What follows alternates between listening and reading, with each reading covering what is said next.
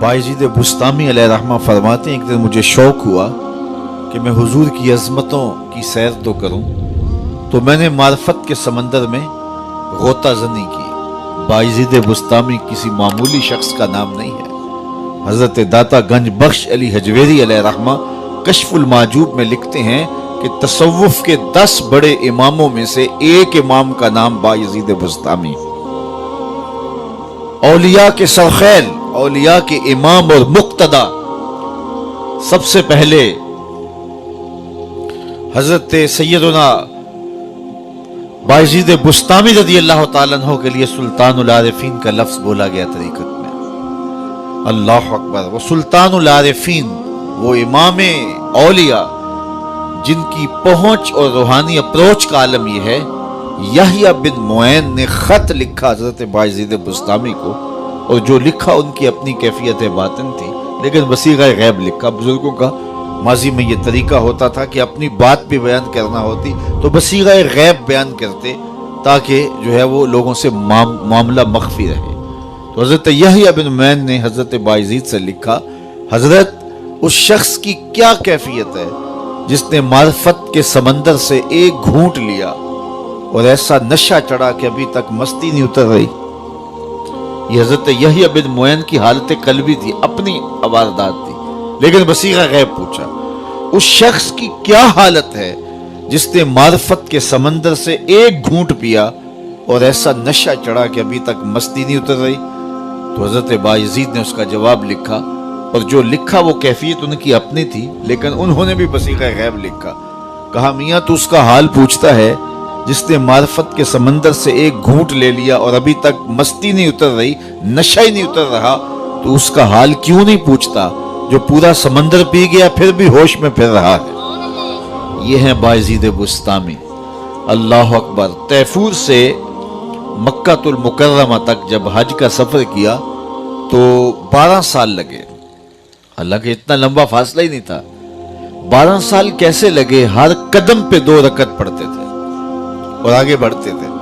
12 साल में तैफूर से मक्कातुल मुकर्रमा जब पहुंचते हैं और काबतुल्लाह पे पहली नजर पड़ती है तो हजरत बायजीद बुस्तामी निगाहें नीची कर लेते हैं। तो किसी ने कहा, हजरत इतने शौके फरावा के साथ आए हैं और काबतुल्लाह सामने है, अब आपने निगाहें झुका ली? तो हजरत बायजीद फरमाने लगे कि इतनी दूर से पत्थर देखने के लिए तो नहीं आया था, ये पत्थर बुस्तान में थोड़े थे।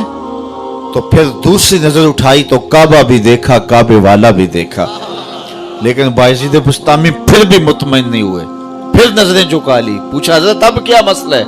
कहा, जब वो नजर आता है तो साथ में पत्थर नजर क्यों आते हैं? तो जब तीसरी मर्तबा नजर उठाई तो जिधर देखा उसी के जलवे नजर आए। ये है बायजीद बुस्तामी, ये है उनकी पहुंच, ये है उनकी अप्रोच, ये है उनकी रूहानी इस्तेदाद। फरमाते हैं, मैंने एक दिन रूहानी तौर पे जो है वो गोता लगाया मार्फत के समंदर थे, और मेरा शौक ये था कि हुजूर की शानों को मुलाहजा करूं। फिर क्या हुआ? फाइजा बैनी व बैनहा अल्फो हिजाब मिन नूर। कहते जहां मैं खत्म हो रहा था और मुस्तफ़ा जाने रहमत अभी शुरू हो रहे थे, मेरे नुक्ताए इख्तिताम और उनके नुक्ताए आगाज के दरमियान 1000 नूर के पर्दे हायल थे, और अगर मैं एक कदम भी आगे बढ़ता तो जल के राख हो जाता। जिस नबी के कदम इतने ऊंचे हैं उसका सर कितना ऊंचा होगा? कोई हद है उनके उरूज की, बाला गल ओलाबे का। मौलवी का तो दिमाग खराब हो गया कि वो तराजू गाड़ के उसको तोलने लगा जिसको तोला नहीं जा सकता, उसको नापने लगा जिसको नापा नहीं जा सकता। मैं तो कहा करता हूं, डिठे वरक कुरान दे फोल सारे, तेरी शान जिया नहीं कोई होर डिठा, तेरी शान दा करे मुकाबला जेड़ा, ओनू आशकां असली चोर डिठा। कोई नूर आखे कोई बशर आखे, पैंदा रात दिने एहो शोर डिठा। अल्लाह वालियां गल मुका दिती, तुसां होर डिठा असां होर डिठा। तुमने हलीमा की बकरियों के पीछे पीछे देखा होगा, सिदरा पर जिब्रील के आगे आगे नहीं देखा। और इकबाल कहता है, तूने यूसुफ को कुएं में देखा तो क्या देखा? अरे नादां, जो मुतलक था मुकय्यद कर दिया तूने। तू अभी तक कुएं में देख रहा है, वो मिस्र के तख्त का मालिक भी बना हुआ है। तो ان کی پہنچ اور ان کی عظمت اور ان کی رفت کا کون اندازہ کرے.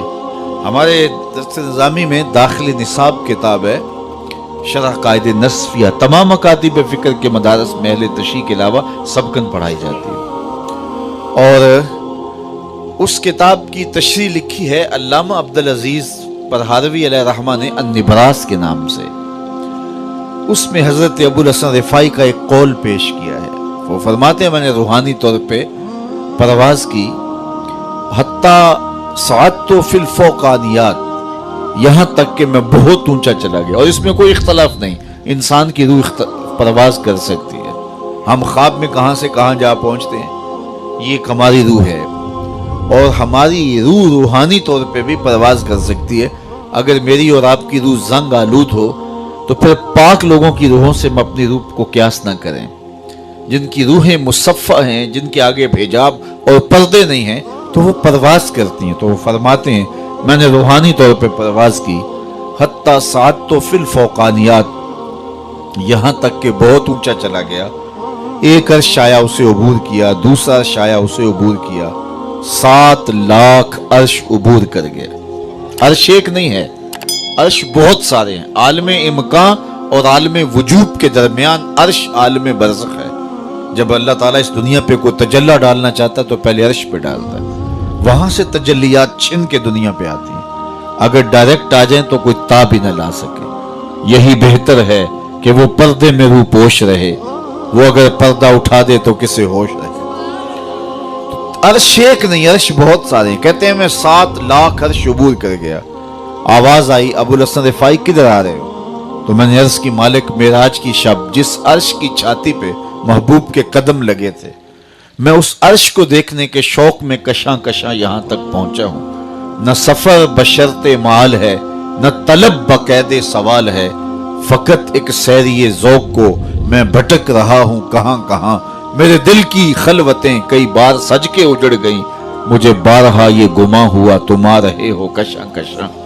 کہا تو میں اس شوق میں یہاں تک پہنچا ہوں تو میں اس عرش کو دیکھنا چاہتا ہوں، اور میری پرواز کی غرض و غایت یہ ہے. تو آواز آئی ارجع لا وصول لکا، ابوالحسن پلٹ جاؤ، تم کروڑوں سال بھی پرواز کرو، جس عرش کی چھاتی پہ محبوب کے قدم لگے تھے وہاں تمہارا خیال بھی نہیں پہنچ سکتا. جس نبی کے قدم اتنے اونچے ہیں اس نبی کا سر کتنا اونچا ہوگا. کوئی حد ہے ان کے عروج کی، بالا غل اولاب کمال ہی. تو کہا دہا سے مراد حضور کے کمالات ظاہریہ ہیں، اور لیل سے مراد حضور کے کمالات باطنیہ ہیں. ایک قول یہ پیش کیا کہ دہا سے مراد حضور علیہ الصلاۃ والسلام.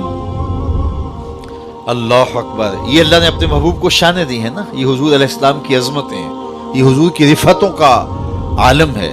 تو کہا دہا سے مراد حضور کے کمالات ظاہریہ، اور لیل سے مراد حضور کے کمالات باطنیہ ہیں. پھر کہا دہا سے مراد حضور علیہ السلام کا نور علم ہے، جس سے کائنات کی کوئی چیز پوشیدہ نہیں، چٹے دن کی طرح روشن، ہر شے محبوب کی نگاہوں میں ہے. اللہ کے محبوب کی نظروں میں کوئی چیز پوشیدہ نہیں. وَإِنِّي أَرَىٰ مَا لَا تَرَوْنَ وَأَسْمَعُ مَا لَا تَسْمَعُونَ، جو میں دیکھتا ہوں وہ تم نہیں دیکھتے، اور جو میں سنتا ہوں وہ تم نہیں سنتے. اللہ نے وہ سماعتیں دی، وہ بصارتیں دی. یہ غلطی ہوتی ہے کہ اپنے حواس کو نبی کے حواس پہ قیاس کیا جائے، یا نبی کے حواس پہ اپنے حواس کو قیاس کیا جائے. قرآن پڑھیے، سورہ نمل اٹھائیے. حضرت سلیمان اپنے لاؤ لشکر کے ساتھ جب آگے بڑھے تو وادی نمل آ پہنچے. تو وادی نمل میں چیونٹی نے جب لشکر سلیمان آتے دیکھا تو اس نے اپنی ہمجولیوں سے، چیونٹیوں سے کہا کہ جلدی جلدی اپنی بلوں میں داخل ہو جاؤ، اللہ کے نبی کا لشکر بے خبری میں تمہیں کچل نہ ڈالے. اللہ اکبر. اور یہ بات حضرت سلیمان نے سنی. کتنی دور سے سنی؟ 3 میل یا 7 میل دور. 3 فراسخ اگر ہیں تو 9 میل بنتے ہیں. تو 9 میل سے حضرت سلیمان علیہ السلام نے 3 فراسخ سے چیونٹی کی اس بات کو سنا اور اس کے لہجے کو سمجھے. اللہ اکبر. تو نبی کی شان یہ ہوتی ہے کہ جو چیونٹی کی بولی ہے اس کو سن لیتا ہے 9 میل کے فاصلے پر۔ آپ میں سے کوئی ہے کہ جس کے کان کے پردے پر بھی چیونٹی کو رکھ دیا جائے تو اس کی کہانی سمجھ لے کہ یہ کیا بول رہی ہے؟ اللہ اکبر! یہ تیوریات کے ماہرین کہتے ہیں چیونٹی کے منہ میں زبان نہیں ہوتی۔ چیونٹی بولتی پھر کیسے، اب بات کیسے کرتی ہے؟ اس کے منہ میں زبان بھی نہیں ہوتی۔ تو اس کے منہ کے قریب باریک سے 2 ریشے ہوتے ہیں، مہین سے 2 بال ہوتے ہیں۔ جب اس نے اپنی ہمجولی کو کوئی میسج دینا ہوتا ہے